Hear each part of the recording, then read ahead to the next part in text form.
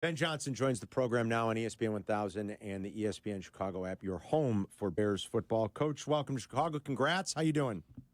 Thank you. I'm doing excellent. It has been a phenomenal past 48 hours here. A little bit of a whirlwind for you, I bet, even going all the way back to Saturday night? Yes, it has been an emotional roller coaster in a number of different ways. When things end abruptly and you didn't necessarily see it happening, unfolding the way it did, a lot of disappointment.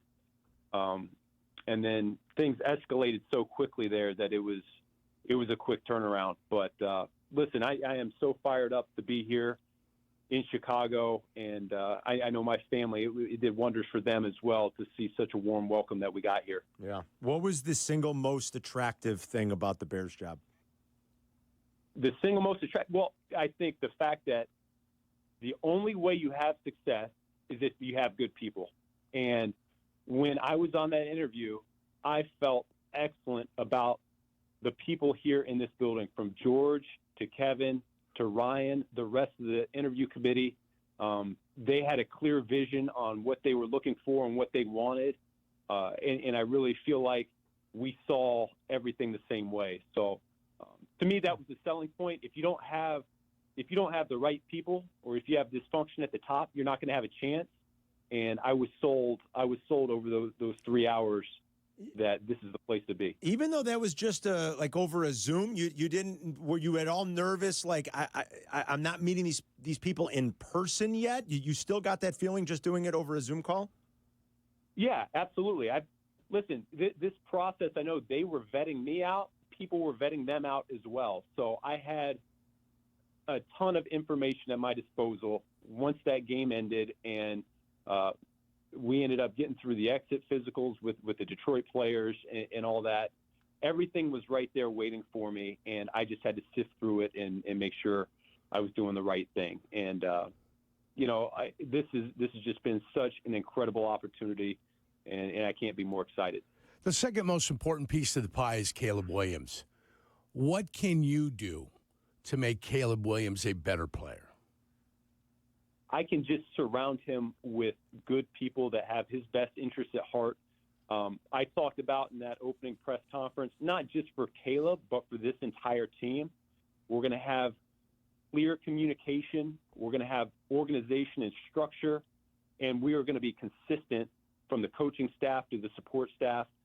Really, we're looking to serve those players in this locker room. So I think Caleb is really going to benefit from that. There's a number of really good, talented offensive coaches that we're looking to bring in.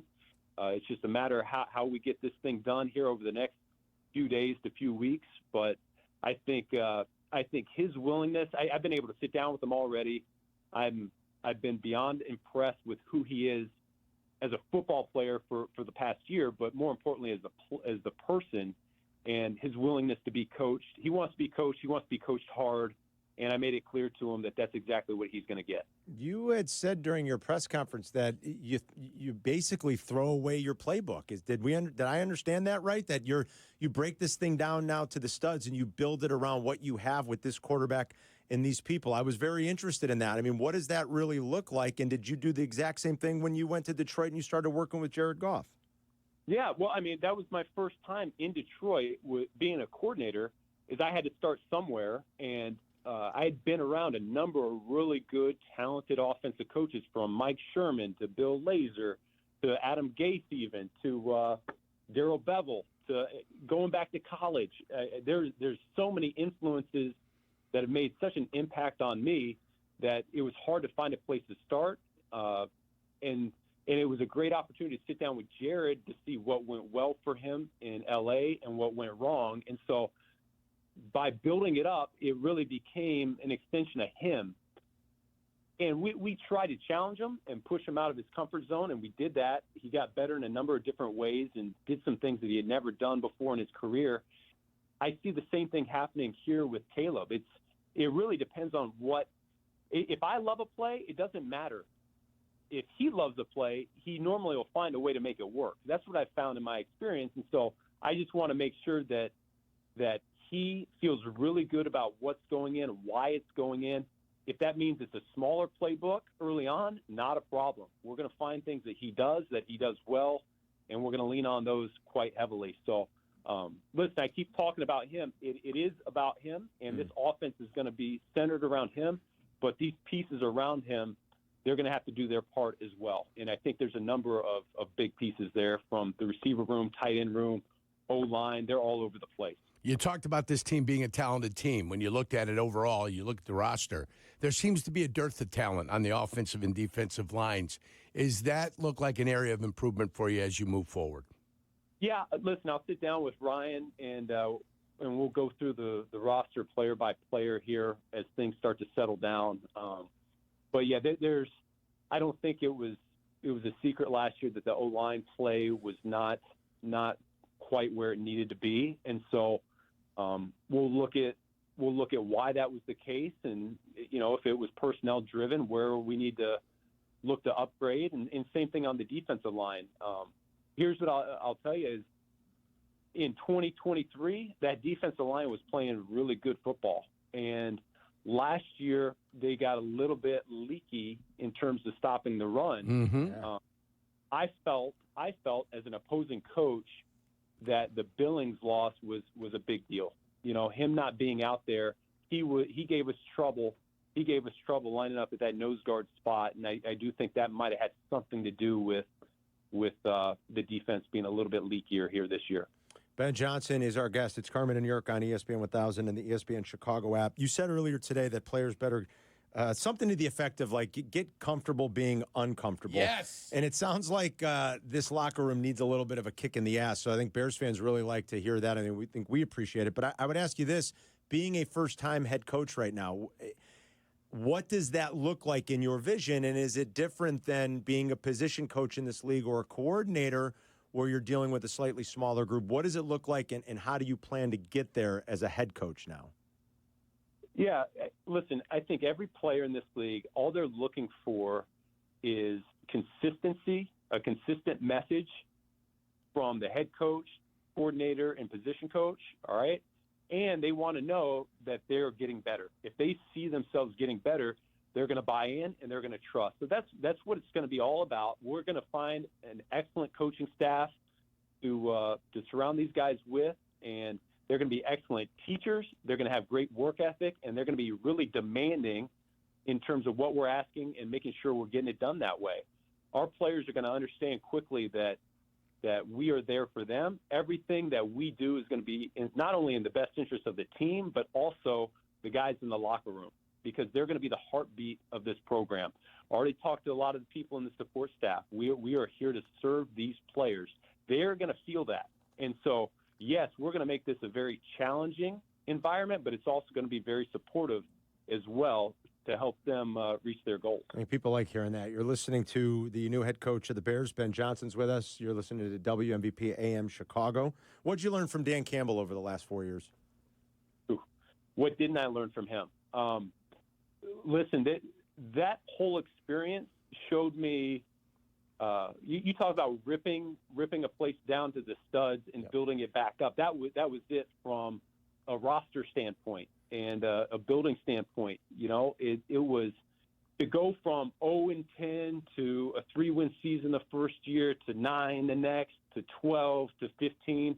It was a crash course in what excellent alignment, what good football, what excellent coaching looks like. And I couldn't be more grateful for being able to witness that firsthand, to see the consistent message from the head coach, even when adversity hit, to be able to withstand some of the injuries and the waves that came through. And that happens to every football team each season. And then this year, what I learned was how to enter a season and embrace a season when you have the target on your back. It was no secret Detroit was going to be a force to be reckoned with, and that we were going to get everybody's best shot. And although we fell short there in the playoffs, a 15-win season, division title, and the number 1 seed were some of the goals that we set out to follow. So witnessing that firsthand, that transformation, stands out to me as an individual. He's very authentic. He's true to himself. I am not Dan Campbell, and so I'm well aware of that. I'm not going to try to be him, but I've also learned so much from him that there will be elements of things that I've learned that I'll never forget. Well, one of the great things that Coach Campbell does is he believes in physicality when it comes to training camp. You've got to have those days where you get after each other so you can replicate what happens in the regular season. Being around here for the last 3 years, watching training camp, it was a cream puff schedule.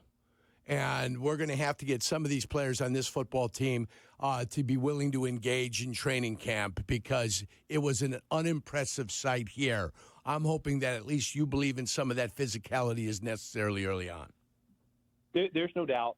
And listen, there's a balance. This day and age, sports science is going to be heavily involved in terms of dictating the amount of volume, when, where, how we get it done.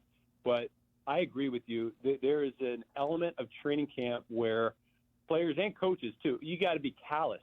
You got to be callous going into the season. And a tough training camp certainly gets that done.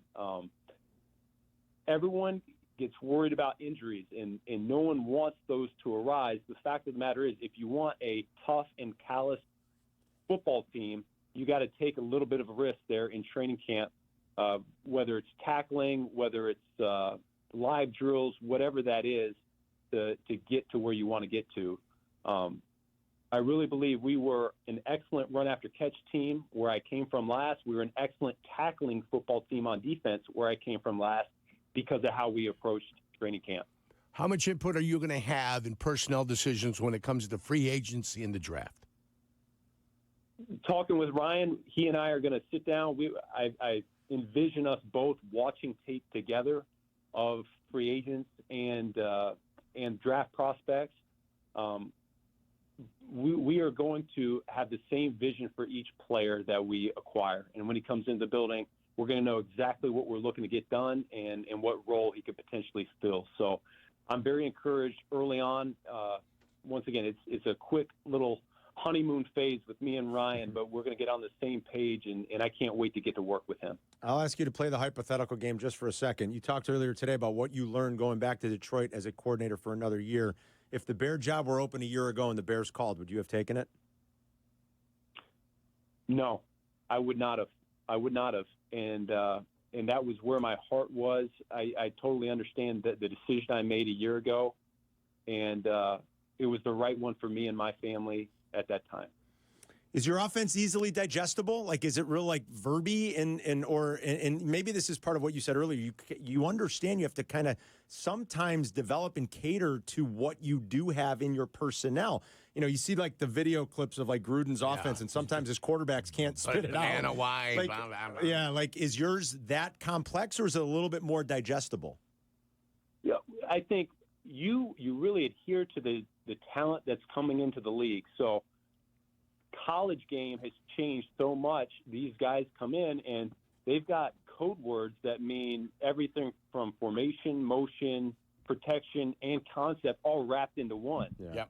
And so knowing that, you have to adjust how you're doing things at this level, or else the learning curve is going to be extremely steep, and you got to sometimes that orange isn't worth the squeeze, if you will. You know? So we have in Detroit, we condensed it down, and I would love to condense it even further to make it friendlier to the guys learn it. Once again, it's all going to be predicated on the guys that we have down in the locker room, and we'll figure it out from there. You mentioned that you and your family have been coming to Chicago over the summer a little bit here in recent years with the proximity for Cub games. Lifelong Cub fan, or did you just start coming and fall in love with them a couple of years ago? I still remember growing up and coming home from school. My brother and I, he's 3 years younger than me, we would always turn on WGN when we came home. And on the street, there's Harry Carey, there's Mark Grace, there's Ryan Sandberg, there's it got into Sammy Sosa years. We followed it almost every single day that it was on. And my brother actually, he had the foresight when he graduated high school, I want to say it was 2007, to put his name on the wait list for season tickets. And it took about, 6 to 8 years, but finally his name got to the top of it, and he ended up getting 4 tickets, and that's where we started making that a family tradition every year to go out to Chicago. We would stay downtown. We would stay in Wrigleyville, everywhere in between. And we loved that trip. It was a great time for me and my family, but we just fell in love with the city as well. So he still has tickets? Yes. Yeah, he does. Oh, but does he live here, though, or does he back home where you guys grew up in Carolina? He lives in Manhattan. Okay. He's in New York. Okay. He's a bunch. He went to MIT. Oh, God. He's Smart kid. Dude, you guys are smart. You're a math major. Your brother went to MIT. Yeah, I can't hold his jockstrap. He's special. I'm not. Now that you're coaching here and living here, you're going to use a lot of those tickets, I bet, this summer. That's a pretty good deal for you, it sounds like.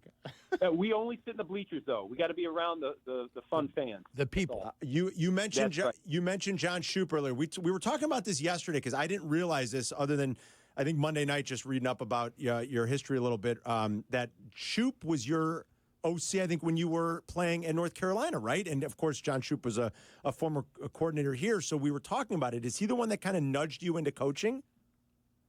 It wasn't even deliberate. It was the fact that it was my fourth year at North Carolina. He was the third offensive coordinator I'd been around, and he was the first one that when I got in the room with, I said to myself, man, that's a guy I want to be like. He had that type of impact on me in my development as a young person, both on and off the field, that I always said I want to have that impact on other people. And so, yeah, he inspired me to get into coaching. I can't say he nudged me into it, but he did inspire me to get into coaching. And I've got big shoes to fill because of the impact he had on me. I'm not going to ask you about the staff that you plan on bringing in, except for one guy. Are you bringing my guy Mark Brunell over? Jurko played with Brunell Brunell in Jacksonville. And Green Bay. And Green Bay, that's right. Yeah, and Green Bay. Listen, I would take that entire Detroit coaching staff with me if I could. Unfortunately, that's not going to be feasible. So I love Mark to death. I love all those guys over there to death. They when you're in a foxhole like you are during the season, there's nothing better to be around a bunch of good people, because it can get hard and it gets long hours and all that. And listen, I wish I could bring Mark with me. I don't know that one's going to be in the works. Are you excited Belichick's coaching your alma mater? Oh, my gosh, yeah. Are you kidding me? the best of all time? We're going to make the playoffs next year, You right? guys might make the playoff. Pretty good offseason for you. Have you donated to the NIL fund You're down gonna there? have to, yeah. Not yet. I'm sure I'll be getting some phone calls here soon. I bet you will be. Congrats on getting this job. We're starving as Bears fans. All right, Coach. And Hungry. So make it work. We have admired you from a little bit of a distance here the last couple of years, even though you've been competing against the Bears. We've looked at your offense and been like, wow, that would be nice. So go out and get it, and we really appreciate the time today. Thank you. Thank you, guys. Bears